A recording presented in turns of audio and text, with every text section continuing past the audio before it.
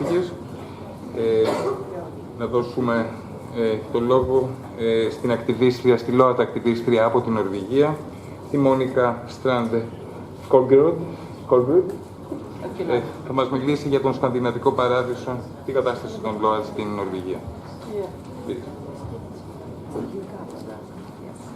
Thank you so much. I can take this one off. So, hello everybody. Do we say Kalimera or Kalispera? Kalimera. Okay, Kalimera. Norway, it's good morgen. Yeah. So, thank you so much for inviting me to this conference. I'm very grateful to be the only Scandinavian in the house, I think. Or are the other Scandinavians here? Nope. I'm the only one. So, I learned about the project from Movisi, your Dutch partners, and I sent an email to James Alexander and asked if I could be of any help. And thankfully he said yes. I never expected to be this involved though, so that's very fun.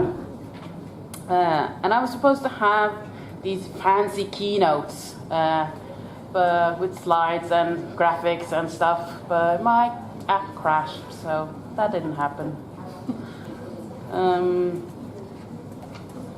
And I would like to apologize up front if I use the wrong terms and words in English. I do know them in Norwegian, but I might not know the correct terms in English, so I do apologize if I say something wrong.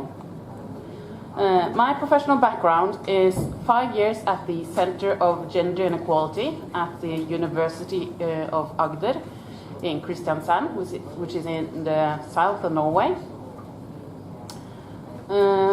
And nearly 2 years at the Directorate of Integration and Diversity, where I currently work.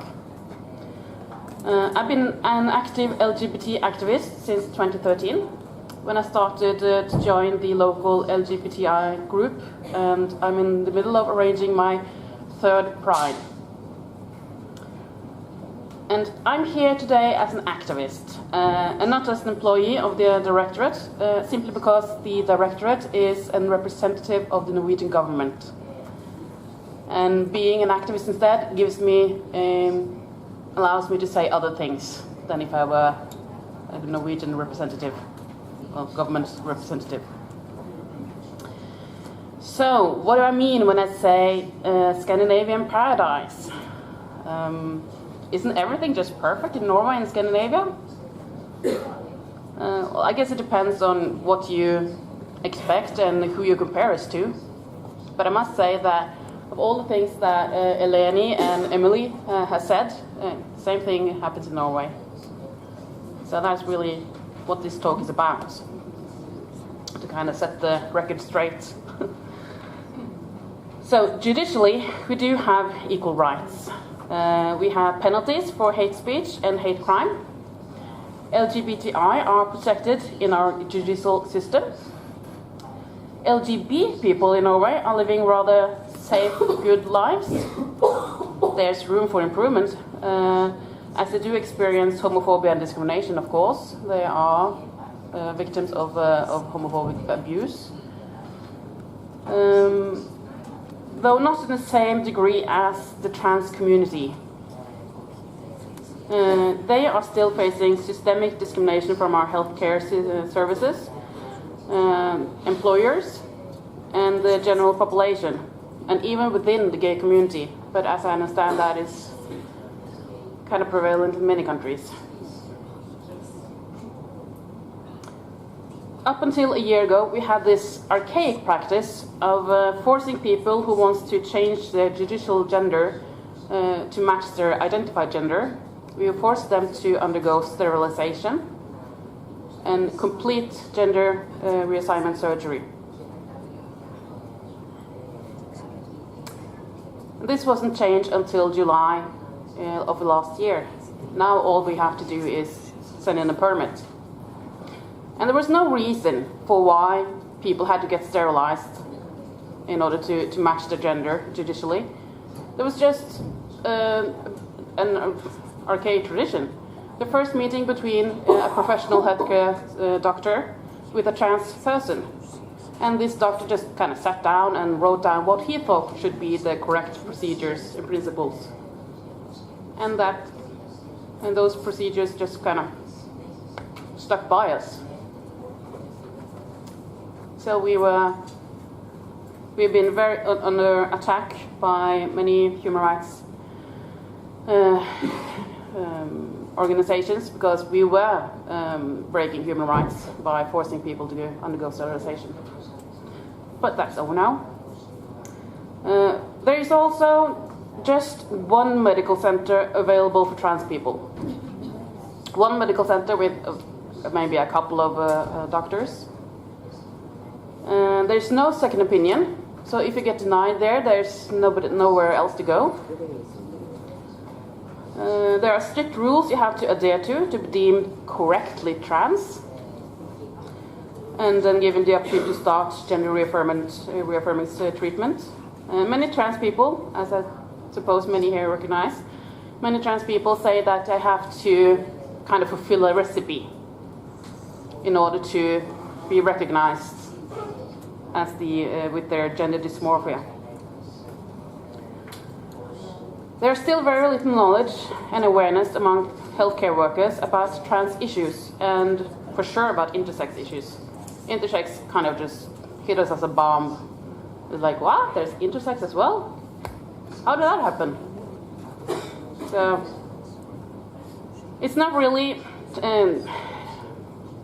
LGBTI health overall. It's not on their curriculum, on the medical nurses, doctors. It's not on their curriculum in their training. And there is shockingly still misconceptions and fear regarding HIV and how HIV are transferred. I would have never thought that Norwegians still thought that I could get HIV by touching someone. But some medical professionals still do horrible things in order to protect themselves. The same lack of awareness are also experienced by the gay and bisexual and lesbians. There are very little knowledge about what to look for and very little interest and understanding about the differences in LGBTI health needs and straight health needs. And we do, of course, have some challenges with conservative and hateful views on LGBTs. We do have hate crime, hate violence directed at LGBTs, and maybe especially towards the trans community. And the police don't necessarily have the correct knowledge to recognize hate crime or the right tools to deal with occurrences of hate crime. And just last summer, in our small pride in Kristiansand is a town with 80,000 people, we were targeted by a small group of Nazis. They burned our rainbow flags, cut them down and burned them, and hung up big banners with hate speech, targeting the gay lobby. I'm a proud gay lobbyist, so I don't know why they thought that was a bad thing. They are still at it today and are planning further activities at other prides and maybe even our pride in August yet again. We don't know. So there was a survey in 2013 looking into our attitudes towards LGBTs. We found that there's been a positive change over the last decade. People are more positive now, but there are still men especially who are negative towards seeing gay men holding hands or kiss. And 1 out of 6 people, or men, said that they would, if they knew that they were sitting beside a gay person on the bus, they would move seats. And maybe you think that 1 out of 6 men aren't that many, but still, I think it's too many. The same survey found that the bisexual and trans people were the ones who struggled the most with being out and open, and were the ones most likely to hide who they are and to need psychological help and assistance to deal with their identities and to deal with homophobic occurrences in their families, on the workplace.